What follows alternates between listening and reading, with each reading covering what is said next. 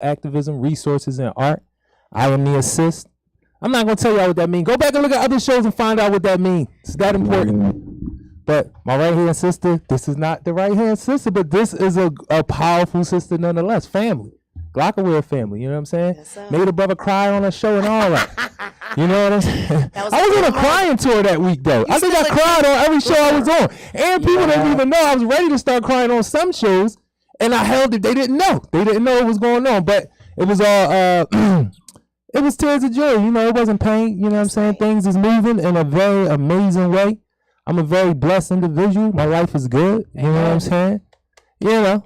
I had all my bad days. That's what I tell people. You know. Now, before I get to what I was going to say to everybody, or introducing people,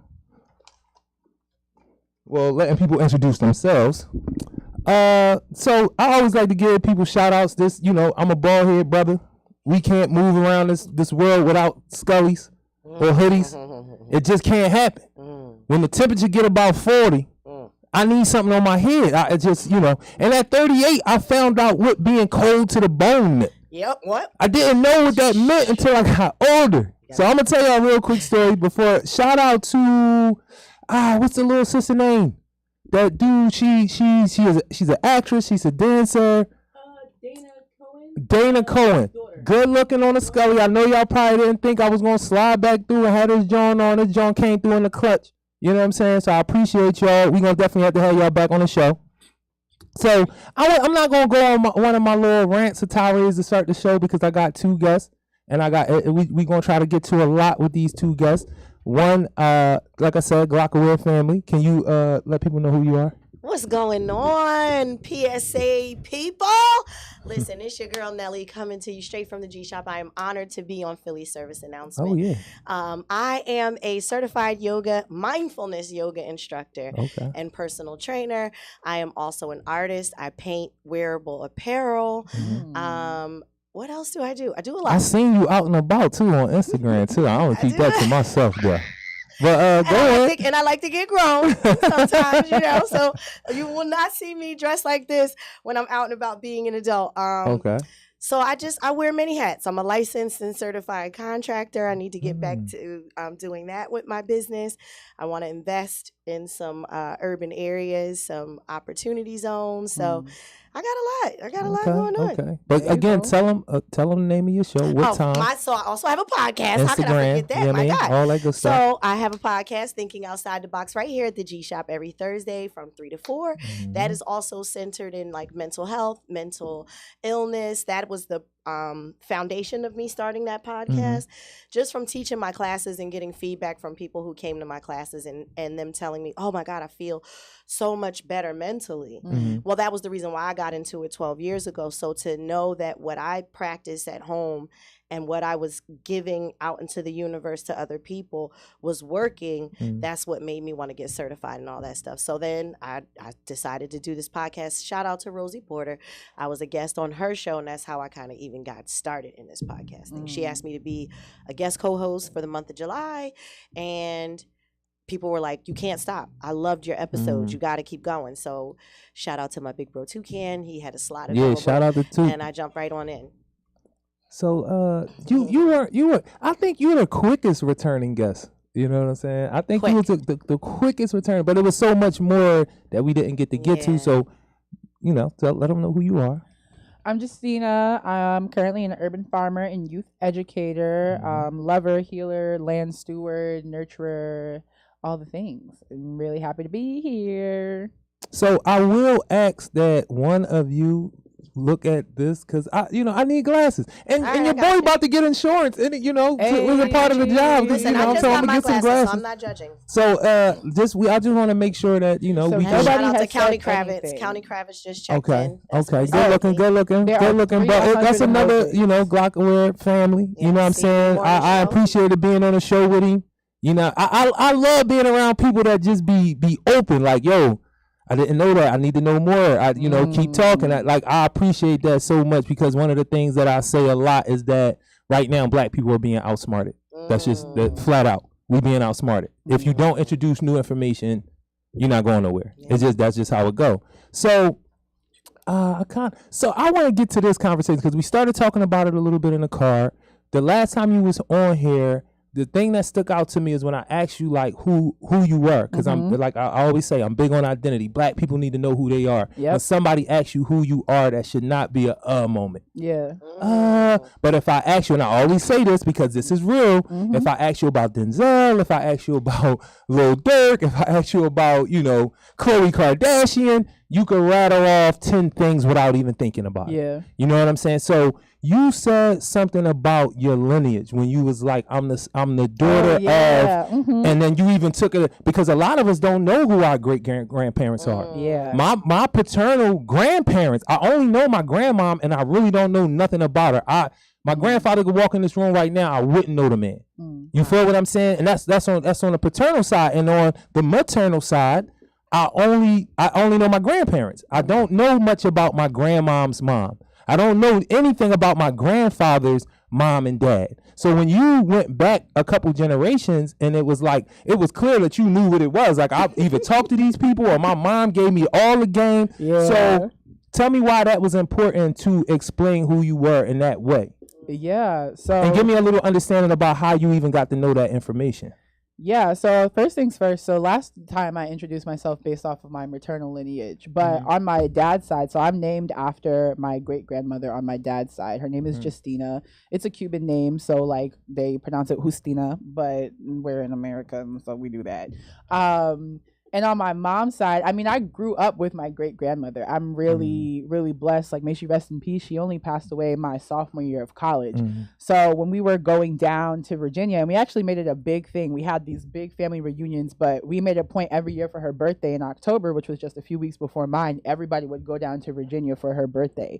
And so it was either we were renting out a catering hall or we were at my grandmother's house, so her daughter, and we were just renting out the space. And all the great uncles, my great grandmother has 14 kids, and so all the great uncles were coming, and then my grandmother has 4 daughters, one's passed, may she rest in peace as well. And so just the whole family is coming up, and it was stories. It was actually interesting. My grandmother, she sent out I'm still surprised she knows how to use the group text. She sent out a group text a few months ago, and she was like, everybody, I want to write a book. Everybody tell me one chapter that you want me to focus on. And so I think this idea of preserving legacy has been something big in our family. I don't know if it's the Virginia blood or what, but that's been really interesting. And I think once you get to a certain point and you just realize how precious life is, and maybe it took me losing a few people to realize that as well, I was like, oh, there are real stories here. I want to capture them. I want to know them so that I can pass them on. Something my Spanish teacher told me, in like certain Spanish cultures, they say that you die 3 deaths. The first one is when your heart stops beating. The second one is when you're placed into the ground, and the third is when somebody says your name for the last time. Wow. And by those standards, I was like, well, then I never want to die. I want people to always be talking about me and the legacy that I've left behind in a good way, of course. And so I try to do that for my loved ones. Nah, I really appreciate that as a person who don't know, and I'm still trying to figure out a lot of things. Like I have a general. Not general, but I have a understanding of African history, of descendant of slave history. I have a very deep understanding of that. But then that Pacific history, that personal history, I don't know as much as I should know. And it's like you're piecing parts together, because I was just having a conversation with my daughter's mom about knowing the details of a person. So when I know, and I tell people all the time, if you want to be with somebody long term, whatever that's going to be, however that relationship is going to be, and you want it to work, definitely if you're going to have children with this person, you need to know where they come from. That's a very know who the mom is, know who, and for men too, if you're going to deal with this man, because you might not. And the reason that I'm bringing this up in this way, because I want to slide it to you. The reason why that's important too, because mental illness might be in the family. Oh, yep. You know what I'm saying? And it could be a variety of different things, but mental illness is a very important part of that, because we deal with that in a very salient way right now. Like, it's in your face. The language is known, and it's a funny thing going on with mental illness. I'm sure there's some professionals out there that don't like us using that language. I've been told that that's not a good language to use. And speaking to language, we play with the language. It's like once we learn what something is, you have some people who are really recognizing what's going on with them, and then you have some people that use the language for nefarious means. Y'all know I like that word, nefarious. You use it to get what you want or not have to have accountability. That's why I've said it a lot of times. People trigger. 20 years ago, I ain't nobody talking about they being triggered. You know what I'm saying? 20 years ago, I didn't really even hear people talking about trauma. But now that this language is learned, people, like I said, we have a very, like, I'm going to say difficult time dealing with it because some people learn the language and they play with it. They do the selfish thing with it. They do the narcissistic thing with it. And then some people are really recognizing, yo, these are things that are going on with me, and they're able to locate it in their children, the people that they deal with, so forth and so on. So how important is that part of it? Because I remember when I first talked to you after the show, you were very open with it. Like, I'm standing in front of you right now because I got this understanding about who I am. Listen, everything that this is just all about where I come from. I come from very large families. My paternal side, my grandfather's side, he had 21 siblings. There was 21 of them from the Sharon Hill area. And my grandmother came from 18. And my grandmother raised me at a point in time, and then she herself had 8 kids, and then those 8 kids had kids. So I'm big on family. That is another reason why I believe in village conversations. I've had conversations with my 90-year-old aunts, great aunts. I've had conversations with my Aunt Helen, may she rest in peace. She died just short of her 100th birthday. About her getting stories from her grandmother about Abraham Lincoln freeing the slaves. Her grandmother was there when that happened. So it's like to hear those stories, to know my background, know where I come from, and also be aware of the mental illnesses that were in my family, the different physical ailments that were in my family. Even when my oldest daughter was diagnosed with epilepsy, I was able to go back and remember, I remember I had a first cousin who had seizures when we were kids, and then being able to ask her father. So again, who you were breeding with, that all of that mattered.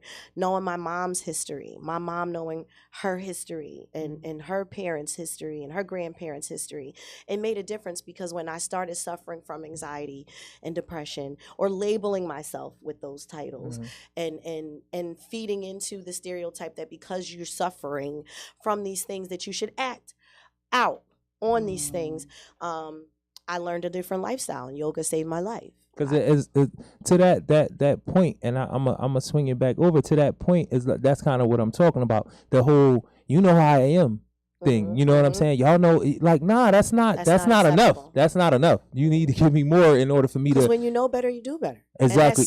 And that's true. That new information thing. Like, unless you're introducing new mind expansion. My brother said that when he was on the show. Mind expansion is very, very important. We all need to be doing that. Yeah. So, like, I talked to you about, you were telling, I don't know how much you want to talk about what your mom does. We can talk about my mom. Cool.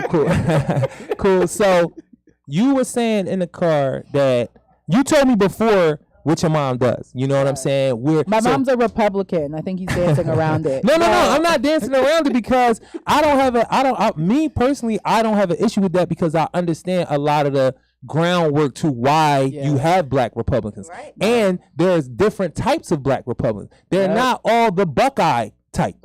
Some of them are just, this is where we started as black Americans when it comes to politics. We were Republicans first. Yeah.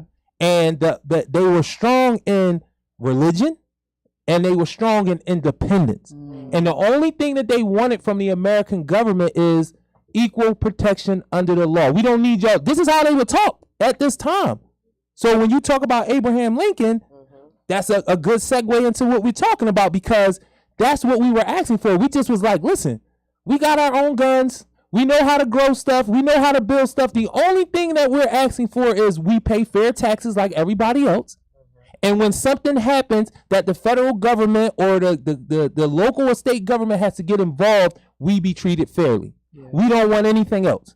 Everything else we'll get from the muscle. We'll treat capitalism just how we need to treat it in order for us to come up. So a lot of people, when they think black Republican, they think Trump hats. Black people with Trump hats on tap dancing. Never that. You know what I'm saying? They think Uncle Ruckus. they think the bull on the Supreme Court, that bull. But the funny thing about the bull on the Supreme Court is if you read some of his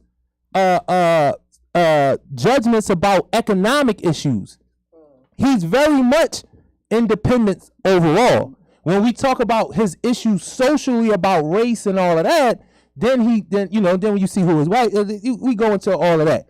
But your mom being a black Republican, Yes. right?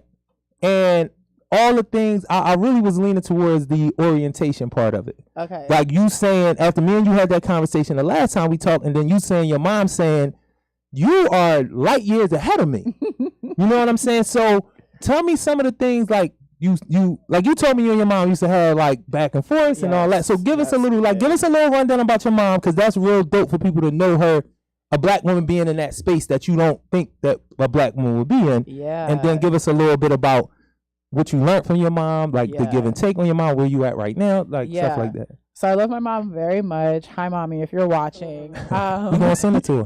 Yes, we will.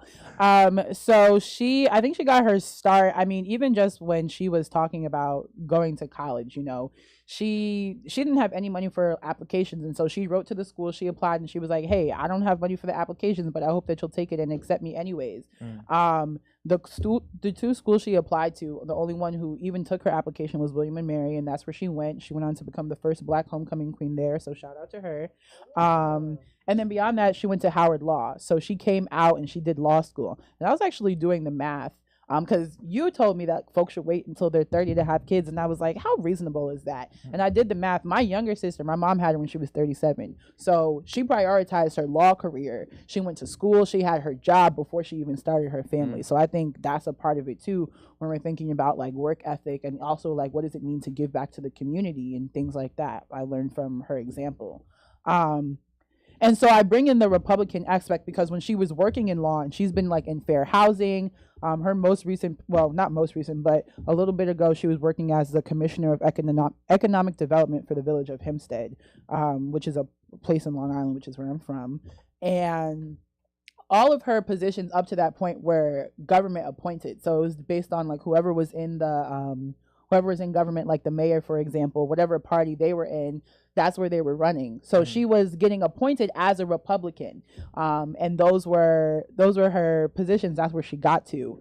In terms of like her government work, I think one of the first things I learned about her when government is that there's a lot of corruption. And we had like a lovely 2-hour phone call the other day. And I was like, yeah, Mom, that's a lot of the things that I learned from, that's a lot of the things I learned watching you in politics when you were growing up.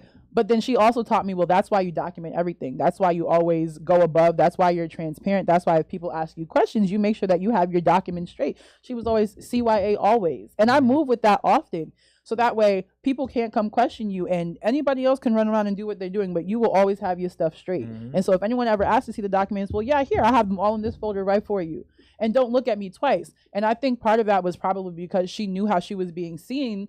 And we have different conversations about like bias and all these things, but as a really successful black woman, she knew that any room that she walked into, people were going to be automatically intimidated. So she needed to make sure that she came correct in every space that she was in. And so I think that's one thing I learned from her. And then around her politics specifically, I mean, she taught me when we're talking about equal protection under the law, and I think she taught me about resources from the government and how important it is to use that as like your stepping stone, but not your crutch, So use that to get you, to where you need to be, but don't lose that hope, that faith, that drive to keep doing what you want to do. She talked a lot about, going to get the knowledge, the education, the resources, but making sure you come back to the community. And so she was born and raised in Uniondale, Roosevelt, which is like a few towns over from Baldwin, which is where we live now. And she's still in and around those areas. And she made a point in her career to come back to that area to make sure that she's doing the work there and serving the people there. And so those are a few things that was it any conflict with because I remember you said like, Mom, you saying come back to the community, but you're a Republican and the Republicans do this and they don't, you know what I mean? Yeah. And so I think conflict. So I think a lot of conflict came around like you think like the system is the way to do it. And I was like, and this is me. I'm in college. I'm doing research, and I'm like, but there has to be a way. Like, but the community organizations outside, like, you just need to give them the money because they're doing it right. And she's like, well, but Justina, when we're thinking about structure, there's something here to the government. We're gonna have to be in the system until the system's gonna fall apart. And so why not take these steps while we can? It's both, and it's not one or the other. And so those were a lot of the conversations that we had. And that's where some of the conflict came into, because I was like, you're in here working with all these corrupt people and they're hindering your work. You could go put it elsewhere and da da da da da. But I think that's also, you say better, we do better. And so with the path that she saw for herself, the tools that she had, she made the most and a glorious career. She's still getting accolades to the point where when she says that she's at an awards dinner, I'm like, which one? And, I feel bad because I don't even see it. I'm like, well, yeah, when I think about your office, you got plaques everywhere. Of course you're getting awards on awards, but to know that I should also celebrate those accomplishments with her now. Yes. So, she had a great career. She's still working. I imagine that she'll be working until she can't anymore. And those are some of the things that I've learned, and so those are some of the things that we so a lot stands out. So the first thing I'll say, and I'm going to slide it over because I want to ask about nonprofit work, and like how do you, when you say I use yoga as a way, like what do that look like business wise, nonprofit? Like what does yoga look like as a service or a program or mental health? So the service, give me a little breakdown of how does that, because that's I don't know if it's for profit for you, nonprofits for you, like how do you do it? How do you make that a resource? Right now it's for profit for me. I'm independent, and I also work at the YMCA on 51st and Chestnut. But my goal and my vision for myself is to have a studio in the communities that I live in, that people that look like me, and offer memberships on a sliding scale. No one will be turned away. And what that looks like is it's for everybody. I've had the opportunity to teach children as young as 6 yoga at the Y during the summer camp programs. I've had the opportunity to teach high school students from 9th through 12th grade, and they had to take my class as an elective. That's awesome. And that was amazing. We're talking about kids who, go to urban public school, charter school, and they experience all these things that give them anxiety. And what it looked like for me was creating my own curriculum, because I literally went in there with no plan from the people who gave me the opportunity. It was like I was getting hazed a little bit, but I am them. And it's not hard to give people a service when you are providing the service for yourself already. I'm already providing that service for me and for family members, my mother who is bipolar and my brother who's schizophrenic, and these people that I've already shared yoga practices with in my own family, and then to pour it out into the communities and get that feedback and those testimonials. It looks like it's church for me. You know what I mean? Like this, it's not a religion, but this is something that can literally save your life. People just having those kids come back to me and say, Miss Nelly, my mom, normally they fall out and they get, it turns ugly. She said, but I just went in my room and did those breathing exercises that you taught me, and that really, really helped. Nah, that's the segues keep working for me here. You know what I mean? It's a good John today. It's a good John. So one of the things that you said you do is you are a youth educator. Yeah. Now, the reason why that's important to me, coming off the conversation about your mom, because I'm one of those people that some people going to take the language however they take it. I don't believe like children are just these little adults waiting to get big. You know what I'm saying? I believe you make them into the adults that they supposed to be with proper orientation. The village, definitely. I just had that conversation earlier where we say a 2-parent household. That's not true. You really need 2 and impossible. You know what I'm saying? You need an uncle, an aunt, a grandmama, somebody that's willing to help on both sides. Yeah. From the dad and the mom. And it would be a great, beautiful thing. And it doesn't necessarily have to be a blood relative. It could be a neighbor for me and a sister for the mom. You know what I'm saying? But we need those extra adults. You know what I'm saying? That's pouring in, that's protecting, that's monitoring. And the reason why I say that is because a lot of who you are you could, as soon as you start telling a story and then I'm listening to you talk, I know that comes from your mom. Yeah. You know, I know that comes from the orientation of your mom and your mom saying you have to give back. So that's when the, you know, now you done taught me how to be discerning and, you know, have critical thoughts. So I'm like, all right, you telling me to give back to the community, but the party that you working with, it don't seem like they trying to help us. You know what I'm saying? But that came from, you were able to challenge her critically. Yeah. And she probably had a great answer. She probably already knew at some point this was going to come up, but well, not all the time. But it comes from direct orientation. Like you literally have to pour into your child or children something direct. If I'm a carpenter, all of my kids should know how to do it, no matter if they're going to do it as a career or not. And I'm going to leave that open for them to make whatever career they want. But because that's the skill set I have as an adult, as the parent, I gotta put that into them. Yeah. Information. Yep. Information. You got to pour into our children information and teach them how to work it, change it to fit them, because you're not a Republican.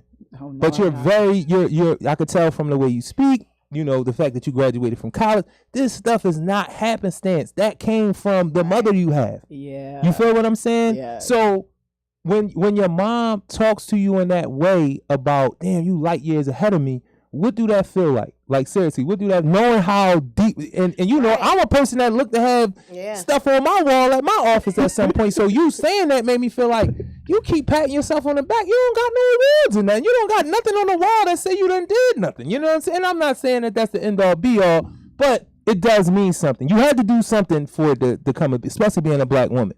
You know what I mean? Yeah, and I just want to say that just means that the organizations who have the plaques are not recognizing you. But like, I see you out here, you doing good work. I appreciate you. You deserve those pats on the back for sure. When my mom, so you know, it's so funny because when we're talking on the phone, my instinct is to laugh, and she's like, "Why are you laughing at me?" And I'm like, "It's a joyous laugh. It's like an overabundance. Like I don't know what to do with all of this gratitude. I'm releasing it. That's why I'm laughing. It's not a bad thing."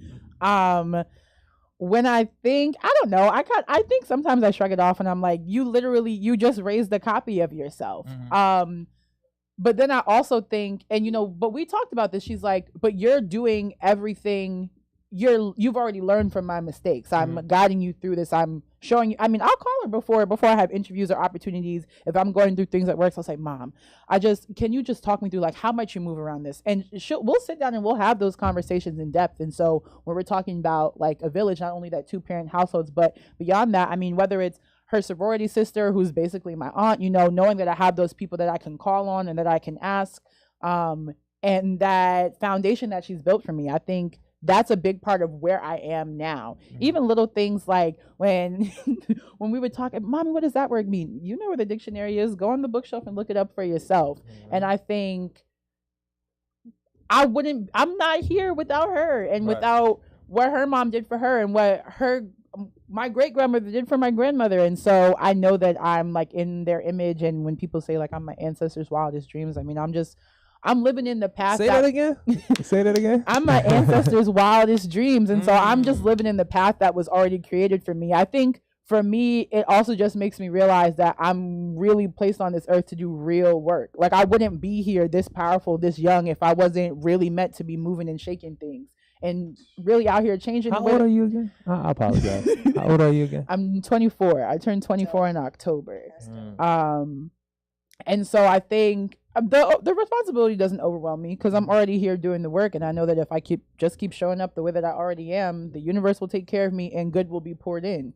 And so I think I laugh, but I like receive it, and I just keep thinking, okay, well, what's next? That's a funny thing because you know her brain ain't fully developed yet. I know that, right? A few more months, 25. Her brain is not fully developed yet. So once that joke get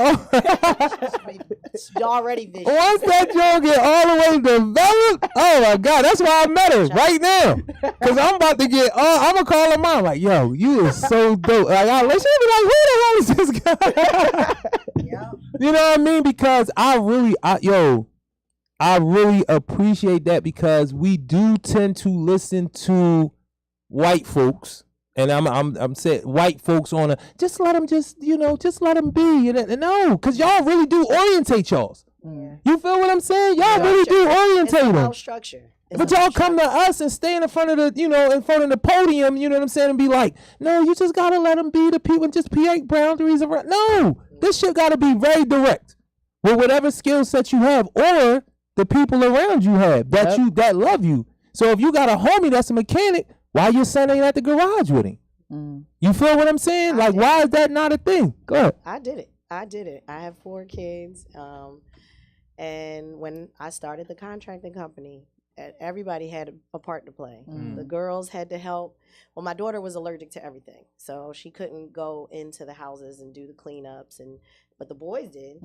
My son, who's now in the Navy, his first job when he turned 13 was painting garage doors. He learned how to paint anywhere. My oldest son, he had to do the same thing. We took him to the craziest, dirtiest cleanouts when we were flipping houses. But they have the best work ethic. Right. So when you say you are a contract, like, give us a little rundown on what all of that contract work is.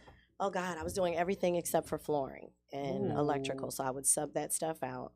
I kind of got into it by default. The relationship that I was in, that person was into it. But I learned a lot in 18 years. So I took that knowledge, put the company in my name, and was trying to go after government contracts. That part frustrated me, though. And I realized even more so how racist things are and how we're redlined in almost every industry. And the purpose of me putting the company in my name was because I'm a lighter skin, over the phone. You're a double minority. You can't tell who I am over the phone. Whatever minority is, but and I'm a woman. So all of those things were supposed to line things up, and it didn't. So what it looks like for me now is, again, getting into the opportunity zones and gentrifying my own neighborhoods, not making them so inexpensive for us to stay in our neighborhoods, but also creating incentives for people to want to stay. Teaching people job skills. That was another thing that I enjoyed about having a company and a business, is that I provided opportunities for people who had backgrounds and like that's jobs. That's a when you said I want to gentrify my own neighborhood, that's language close to my heart. Like, I don't say it like that, but I look at all of the things that's going on in the city and I be like, why do we feel like we can't move and change?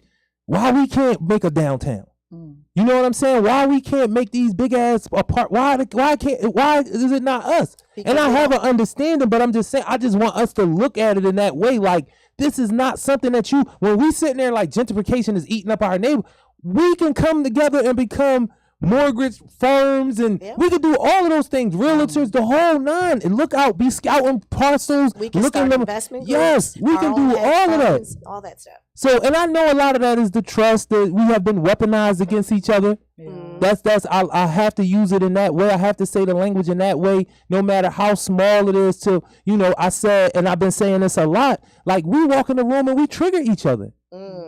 We walk in the room and it's an automatic distrust. Like, I know that nigga hating. Or I know what she want. You know what I'm saying? It's like, I'm telling you, we walk in the room like that more times than we walk in the room. Be like, God damn, these are some beautiful black people in here. I'm gonna talk to my man right there because he look like he a dope individual. Even those of us who love black people, I'm telling you, I walk in the rooms and it's almost like, I got to do this. Like, it ain't a thing where it's like, it's just natural for me to walk in there like, damn, man, he a thorough boy. I don't even know him, because I said this when I was upstate. I used to always be like, normally when we comment on people, it's always something negative first. And I'm just being real. The first thing that we see in a person is usually something negative. I'm not saying everybody, but a lot of y'all. Yeah. Because y'all know it's anecdotal. Yeah. I know because I be with folks. The first thing it always be something negative that you located on a person. Like, it sneaks, like, what he wearing them Jones? He trip. You know what I'm saying? Like, it's always that, and we have to get out of that mindset. We have to push through that. You know what I mean? And I'm not going to do the diatribe because we have a lot going on here. I'm not going to do a tirade. So she says we could gentrify our own neighborhoods. You do farming. What is the importance of urban farming in a neighborhood that we trying to gentrify, or green space? Like, I know you know these answers, so let them know. Yeah, and so I think, when it comes back to like how do we position ourselves to be the source of everything that we need? People are always going to need to eat. So if anybody for whatever reason does not see the importance of farming, I highly consider you to reconsider, right? Because where does your food come from? And if you don't even know that answer, well, surprise, it comes from a farmer. And so I think, I'll save the easy segue for you at the end by talking about the preservation of green spaces and healing. But before that, urban agriculture, I think, we see how the monopolization of like the corner stores have put a very distinct kind of food selection there, right? And I think it's food that we're completely disconnected from too. So when it comes to where can I even get the recipes without going down to like the Italian market or Reading Terminal to get the food that I know my family cooks? Can I ask somebody to grow that for me? People don't even fathom that as a possibility until you meet a farmer. And it's like, oh, I can ask you to grow this stuff. Like this pepper I really like, or this thing that I was connected to. Now I know somebody who can either grow it for me or give me the direct tools. For me, farming is not just about like feeding and nourishing our people. I mean, as a Black farmer, cultural preservation is a really, really important part of that too. And so knowing where your food comes from, knowing the stories, even down to the seeds, like where were your seeds saved from? Who were your seeds brought over from? And letting those stories go on. It's so much more than just putting the seed into the ground and then taking it out and harvesting a fruit. It's really that connection, that thread coming through all of the through all the generations. And I think that's what's so important. I mean, I won't get into. Now you said healing, and I know I'm not gonna say it works best when you outside, but does your it does work in a different way when you're out in vegetation. When you out in it's a different thing. It's a different feeling, and that's another important reason why we need the green spaces for farming, but healing. And I'm so grateful that every time she says it, she puts that in there. Just to let y'all know, every time I've heard her talk about it, that's like something she just got in there. Like, no, I got to let you know, like, yeah, the food comes from here and food heals because you need it. You need food. And I'm not going to go off again, but horniness and hunger are the two most powerful things that your body craves. Like, those are two craving things that happens. And the reason why they happen like that is because horniness is your push to procreate, to bring forth more life, to have progeny. And hunger, you're going to die if you don't eat. And either way, you have death. If you're not producing anything next, then after you, it's over. And if you don't eat, you ain't going to get to the point to produce anything, so it's just going to be over. So both of those things, the reason why they feel how they feel when you hungry and when you horny is because they're connected to life, sustaining. Just to let y'all know why horniness make y'all do all the crazy stuff that y'all do and you can't think properly and all that.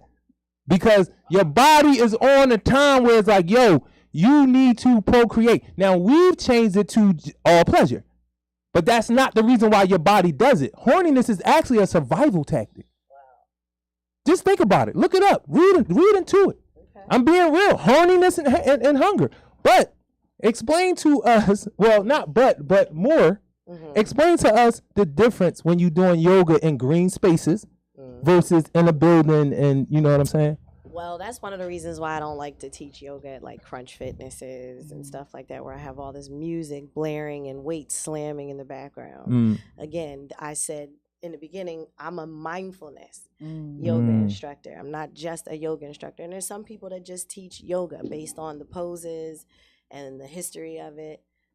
No. That's not even why I got into it. When I got into yoga, I didn't know nothing about the history. I just knew how the breathing techniques made me feel. And I knew how I felt after a good stretch. Yeah. Then after a while, I learned the history and I did all that research. But before then, none of that mattered. It was simply about how it made me feel. And then teaching outside, being one with nature, grounding down into the earth, feeling the energy from the earth. You know, channeling your body and your, like, all of that is amazing. Once you really are able to quiet your mind, even if it's for a minute, you'll feel it. You'll feel something happen within you that is so detoxifying that I prefer to do yoga outside. You know, you do have those people that have allergies and they just can't be in the grass and all whatever. But that's where I prefer to be. And I'm a Cancer, so I'm a summer baby. I like to be outside. You know, so it works for me. Shout out to the water signs. So I'm gonna ask. I need to know. Okay. Hopefully I have an answer. I No, need do. to know. No, you will have an answer. I need to know. Explain to people what fake food is. As a farmer, I know you come into that. Like, give us. I mean, I'm not saying that she's a scientist, and but as a farmer, I know she understands fake food. So if you could give us a little bit of an understanding of fake food, and one minute, and mindfulness. Okay. Go a little further go a little further into mindfulness, but also breathing. I just want to put this out here. Most of us are not breathing right, and it's causing anxiety. It's causing stress. Most of us are breathing from our chest, and we're not getting it from our diaphragm. And it shortens your lifespan, people. But hold on. Don't give it to him yet. Let her talk about fake food a little bit, and then keep it in mind. Yep. Mindfulness and what does breathing properly does. What are some of the things that it does, and not doing with it, how it affects you. Yeah, so I think for me, when I think about fake food, and our understandings of it might just come from different places. When I think of fake food, I think about a lot of fillers. And so something that a lot of people don't know is, so the US government will pay out subsidies to farmers and basically give them money to grow certain kinds of food. Number one subsidy in the United States is corn. And some of that is like to feed animals and, whatever. But a lot of it is like in our food. So when we're thinking about like corn syrup, like high fructose corn syrup, that's why the government, it's crazy. That's why they're paying so much money to farmers to grow corn. And when we're thinking about like a lot of our grain products and corn, you eat corn whole, that's the one thing that don't break down when you put it through your system, right? Everybody knows that. So when I think about fake food, I think about, what is it being filled with? Like, is it nutrient dense, or is it filled with a lot of whatever they can find real cheap? And is it overly processed? I mean, for me, there's my favorite Thanksgiving was so fun because I went and I harvested the collards from the greenhouse, and then I went home and I cooked them, and then I let them simmer, and then I presented it to my family. Like, for me, there's nothing that feels better than that full circle thing. And that's real food. But then also breaking down like our ideas of the food pyramid that they teach in schools, that's based on what the government wants to push. So if they want to push out dairy subsidies, that's why they recommend that you drink milk, right? So just grounding yourself in the knowledge that feels most true to you. And for me, that's a lot of like, what did my great grandmother do? Because she didn't have another option. What kind of food were they eating? So food that's like, my bad. You was about to say food desert. You was about to say, but I want to ask, and you might not know this. Are they like creating seeds now too? Like you got like real seeds, because they got patents for certain seeds and all that. And then it's like, because I don't know this. I'm really just asking. You might not know, like genetically modified. Yeah, foods? like they just making seeds like that didn't exist before. So there's like this process of hybridization. So, and this is just natural. So let's say you're growing blue corn here and you're growing red corn here. If you don't separate them, you might end up with a middle row of purple corn. That's a process that happens naturally in nature. Okay. But as with anything, they can finalize that process and make it real distinct to get exactly what they want in the lab. And so that's like hybridization is one thing of like crossing two, but then genetic modification, I don't know the ins and outs of it, but I assume based on the title, you go into the genetic code and you tweak around some things. And I know that they're doing that, for example, places, or I guess we'll call them third world countries for this content. They are like trying to change how the rice grows so that the rice can have protein and basically all the nutrients and minerals that you need, but it's just in rice. And I have a lot of problems with that, because it's, for the record, it's not that there's not enough food. There's plenty of food to feed everybody in the earth. It's the distribution methods, but we're going to leave that there. Yeah. And so talk about that on another show. That is something that they're doing. And they're saying, it feels like a Band-Aid fix though. They're trying to make sure that the folks who have access to this rice get the most nutrients dense thing possible. And I'm like, nah, just stop messing around with the distribution chain, get them the food that they need, and let's stop playing these games. But when I think about fake food, those are some of the things I think of. What was you about to say about food deserts? I wasn't going to say anything about food deserts. I mean, that's a whole thing. I mean, we were talking about redlining when you're talking about like it's not my favorite map to pull out, but it connects a lot of the dots to a lot of the issues that we see today. I mean, I think food deserts, when we talk about access to food, I mean, where's your closest grocery store? All of this is systemically placed, right? For those who don't know, redlining, they literally drew lines around the communities and said, well, and I would say this different in other settings, but they said, well, a lot of Black people live here, so it's unsafe, it's risky, and we're not going to build anything there. So the first thing I want to say to you, like, don't do that on my show, all right?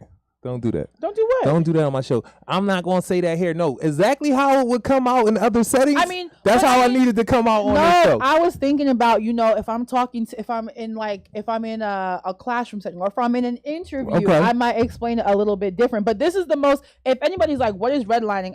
And I can give it to them straight, without all the other looming eyes. Like, that's how I'm going to give it to them. Okay. That's the most. Okay. I apologize. No, it's okay, because I code switch a lot because I'm in a lot of those spaces, but that is the most straight way I could give redlining. Okay. And I like that she acknowledged the code switching as a strategy. Don't let the mask become your face. That's what I'm going to say. Don't let the mask. It is a strategy, but a lot of times we let the mask become our face. And then it's a problem. So I didn't forget about you. Yeah, I want to hear about mindfulness. I didn't forget about mindfulness and breathing. Yes. Listen, it'll change your life. So just learning how to, and matter of fact, I can show you better than I can tell you. Here we go. All right. Do you need to get up front, or you can just do it right here? I want you guys to participate with me. Okay. Oh, so this is the first time somebody did this on the show. Sit grounded in your seat. Soften your gaze and allow your eyes to come to a gentle close. Unclench the jaw. Focus on the pranayama, which is your breath. Breathe in through the nostrils, slow and controlled with intention. Exhale, cleanse, and release with purpose. Take a few rounds of breath. Inhale positive healing energy. Exhale, cleanse, detox, and release anything from the mind and body that is taking up space and serves no purpose.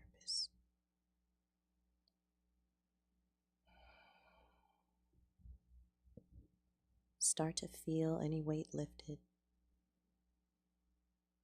as you tune into the mind and the body. Now slowly bring the mind and body back into awareness. Blink the eyes open to a soft and gentle gaze. Wiggle your fingers and wiggle your toes. How do you feel? I feel good because I already, I hate to say, like, I hate to be one of the people like, I know this. But when I was a book, it's something that I did. Like when before I listened to music, like Jill Scott, shout out to Jill Scott. You got me through a lot of tough days, baby. I'm still in love with you. Erica about to do the same thing. But this is but for real, that was the thing. Like I would like.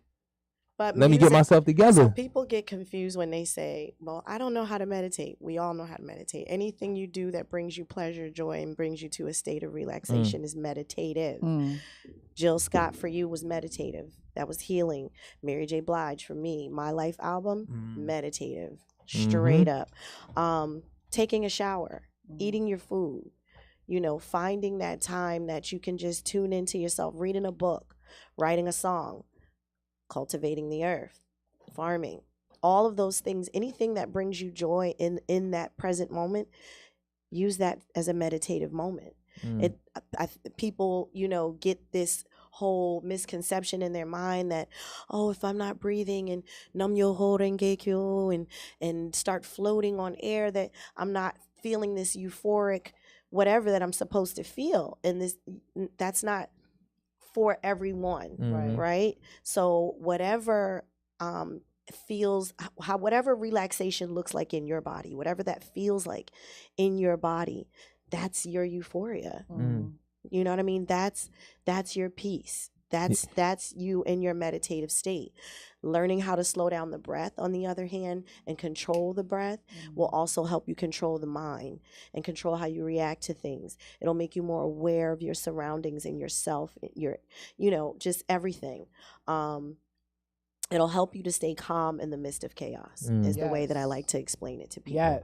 And just keep it simple like that. And when you think about the breath, the way that I was taught in yoga, think about a dog and a dog's lifespan. They pant, breathe really fast. Their lifespan is really short. So if you think about your breath in that same sense, do you want to pant? Do you want to cut your lifespan short? Or do you want to slow down the life within you simply by just slowing down your breath, taking that time to just even in that moment, it seemed like time slows down for that second that you're when breathing. you really excuse me, when you really learn how to breathe, as crazy as that sounds, like we all think we breathing properly, but we definitely are not. And then even something I learned about air quality, and what I learned was the air quality, you know, for Earth and how we relate to oxygen is supposed to be 22%. It's 17. And a lot of people don't know that. Now, I'm not going to get pollution, all of these different things is what, you know, what affects that. But then you got to, everything is systemic. Everything is systematic. Why is that something I didn't know in school? Like, for real, just to be honest, like, the air quality is supposed to be 22% oxygen. But we're dealing on 17%. And then now when you start looking at mental illness, when you start looking at all of these maladies that we deal with and that go along with everything else, it's like, wow, 5% lower is a lot. And then people don't know how to breathe. And if you live in the city, no trees, you know, all of that plays a part, because I had the opportunity to live in the city and I had the opportunity to grow up in Connecticut around trees, and you could tell the air is different. You see less health issues in the suburbs than you do in the hood. Like the other day I said to my dad, I said, Dad, how many dialysis centers do y'all have in Connecticut where you live? He lives in Meriden. I said, what is that? I said, what do you mean, what is that? What is it? I said, Dad, you won't be seeing these dialysis, DaVita everywhere. It's DaVitas everywhere. These places are kidney like people who have to get dialysis, and it's in our neighborhoods like a Rite Aid. I'm glad you put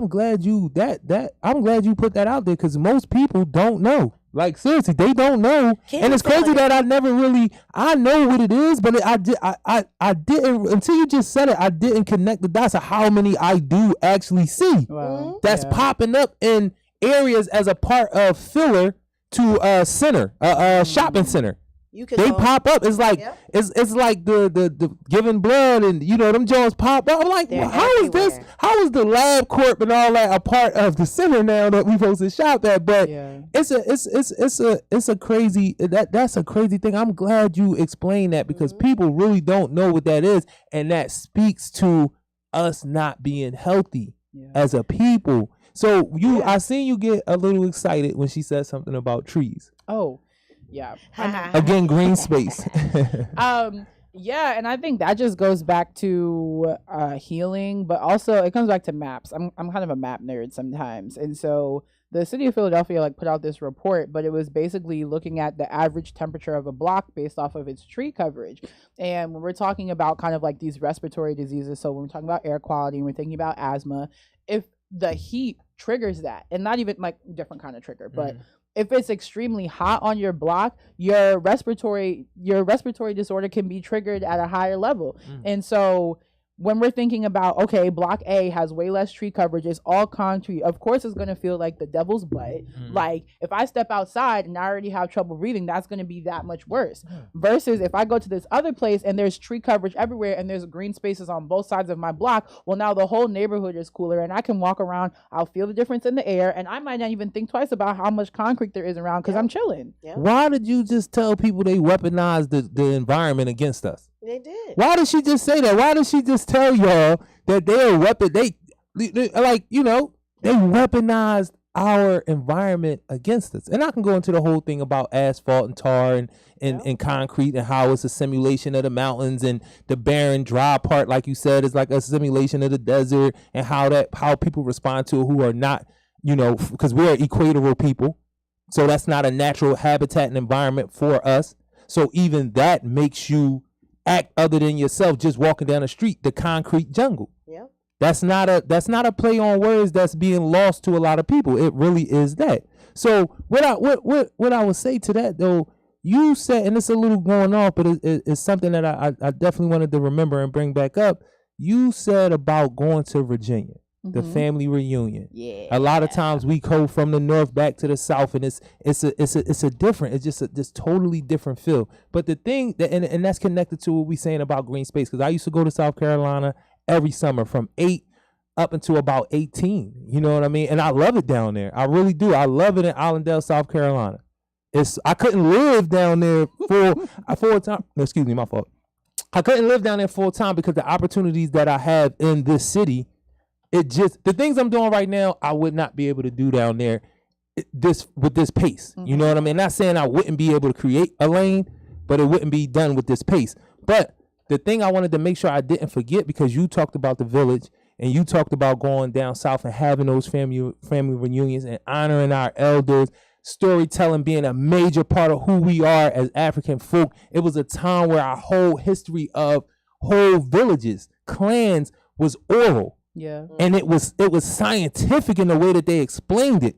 And they did it with each different, and that comes from us. That's coursing through our veins, and that's one of the things why that's so important. But I just want to go to why don't we do family reunions like we used to? Why don't we, give me y'all think y'all family might still do it, but I just noticed my generation and younger, that's not a thing that's important. I'm not saying that it wouldn't be important to them if we introduced it to them again, or my generation was more assertive and introducing it and being the one to say, you know what, I'm gonna be the one in the family. I don't care if 3 people come. I'm gonna be the one in the family that reboots that tradition. Yeah. But just let me know the importance of the family reunion for real. Like, what is the importance of it? It's really important, and I'm glad you touched on it because my family used to literally have one, and I have 2 sides, my paternal side and my maternal side, and they're both big and they're both close. And family reunions were major for us, not just family reunions, but everything. Like, we celebrated everything together. So there were no friends. You grew up with your cousins. Those were your first friends. And because all of those elders have passed, the family club has been dismantled. So I can speak to that on having it as a kid, and now my kids not having that as much as I had. And now me talking to my family members and my generation, like, yo, what are we gonna do? We have to bring this back. And I was so like unappreciative of it when I was younger, because it was like, oh God, they're making me go to this daggone family meeting. They run this family like a mob. I hate it. Da-da-da-da-da. We had meetings, we had a treasurer, we had a secretary, we had a sergeant at arms. We literally like organized our family as such. And now that I don't have that, I admire that, and we have to get back to that. It is essential for your kids to know each other, cousins to know each other. Incest is real, people. You can turn around and think you won't be messing with your cousin, but if you don't know your family, you know what I mean? Like, you could literally be living right next door to someone that's your cousin and not know. My fault. I apologize, because I want to definitely hear what Justina has to say about the importance of the family reunion and how it felt for her. But one of the few things that my dad did right, I have all sisters, and he made it a point. And he didn't say it like this, but I knew, because my sisters are around my age. You need to know who they are. Because the funny thing is, one of my younger sisters lived right around the corner from me, and I didn't know that. Like, literally, and my other sister lived 4 blocks up from me. I lived on 52nd and Pent Ridge. She lived on 56th and Pent Ridge. And my dad made sure that I knew her at 11, 12 years old. He took me, the meter and everything. But had he not, my sister could have been somebody that I was talking to. Yep, happens all the time. You feel what I'm saying? And then my little sister's 5 years younger than me. So now I'm about to be 45 February 1st. I do accept gifts, but I could have. She's 40 now. You know what I mean? So if my dad hadn't done that one thing right, and I know a lot of family who done that, because I had 2 of my cousins on the way to my grandmama's house. My cousin tried to holler at my other cousin on the sub on the way down to 6th Street. And when they got to the crib, they both end up at the same crib. And it's like, damn, y'all cousins. Yep. He was just trying to talk to me, and that turned into this big thing. But that was the importance of all of us meeting at grandma's house just now, 6th Street. Yeah. So what was the thing that stuck out to you, being 24, doing that, probably still doing? I hope y'all still doing it. You know what I'm saying? I hope you're going to carry the torch. But what is the importance for you being somebody that's 24? Yeah, I think for me, it's just always knowing that there are people. I think it's one like possibility, like you can see what everybody else is doing, and knowing that there are just people always spread around. So you're talking about like your cousins are your first friends, and also for us, like everybody's a cousin. You know somebody here and there. So when I first moved to Philly, it was my great aunt calling me, and she was like, "Oh yeah, you actually have this family friend here. He does this food," and he literally called me up. He was like, "You need food for Thanksgiving? Like I know this is your first Thanksgiving in Philly, and you're by yourself. Like, do you need food and things like that?" And so just knowing that my family, it runs deep and it spreads wide, and that there's always going to be someone that I can tap into and connect with. I was looking back at a photo, and I had something like, I was like 5 or 6, and I could see my family reunion shirt. I was like, yep, that was in Halifax, Virginia. And I think too, when we talk about like organizing into something tangible, one thing that, and this is actually my mom's dad's side, they did a family scholarship. So for folks who were going out to college, and I don't know the logistics of like how folks chipped in, but that's something I would like to know. All I know is that when I was a freshman and I was about to get kicked out of school, that I was waiting for that scholarship to come in, and I was asking my Aunt Sandra, hey, did it come? Yep, it did. This is the receipt that I have for you. And that was really instrumental. I mean, you know, maybe it's $300 here, but that helped to make sure my bill was cleared enough that they weren't asking me questions and from the office. And so that kind of support, those are some things that I see as the value of family, and just knowing who people are, so that you know that you can call somebody, you know, you have this resource, and that you're not alone in a real way. But before we get out of here, I appreciate both of y'all coming through, sharing in the way that y'all shared. You know what I'm saying? I hope I didn't talk too much to take away from y'all saying, because people talk like, you didn't let her talk last time, and this that. I'm like, all right, I got y'all. I wanted to hear more too. But sometimes I just be on my shit, like, and it is what it is. Like, but before we get out of here, the thing that I do want to say about the college joint that was so dope is like, yo, one of the reasons why I left IUP is because I was so grateful of being there, but I didn't have a detailed plan. And if we had like all the people who had been to college, if that was a thing, my aunt, I wouldn't look back and be like, damn, Aunt Vera, you the one of the people that matriculated and graduated. I didn't need money. I did need money, but I didn't necessarily need you to do that. But I needed you to be like, no, when you get into this, go holler at the dean. Or when you need to learn how to study, this is how I study. And because our family was getting away from the family reunion and the family meeting, and we started to be more American and go with our kids into our corner until the resources run out, then we got to come out and do, you know, deceptive stuff and deal with your family in a certain type of way, because when you had what you had, you did the American thing and you just took your children over here instead of saying, yo, I got this, I can give it to the family and we can make it bigger, because now they got a scholarship that really helped. You know, and I hope we're going to break that part of the story. I'm going to post that part. It's so much that they said that we're going to chop up and we're going to put out there. And I hope y'all do that too for me. Appreciate it. Thank you. We're going to all cross the road. Yeah. So, but that part, I really want to get that out there, because we need to think like the mob family and do the scholarship. So when she in college, she ain't waiting for no outside organization. She was waiting for her folks, like, when is the money coming? Right. And it was from your folks, like, I appreciate that so much. But I appreciate y'all too. Good looking out. This is PSA Philly Service Announcement. Takeover Tuesday, Takeover Love, Support, and Grace, Social Activism, Resources, and Art. I am the assist. Shout out to the exec Mile. My right hand sister, the Queen, Nick Raw Cannon. Shout out to the Cannon. That's what we doing out here. Love y'all. Thanks for having us.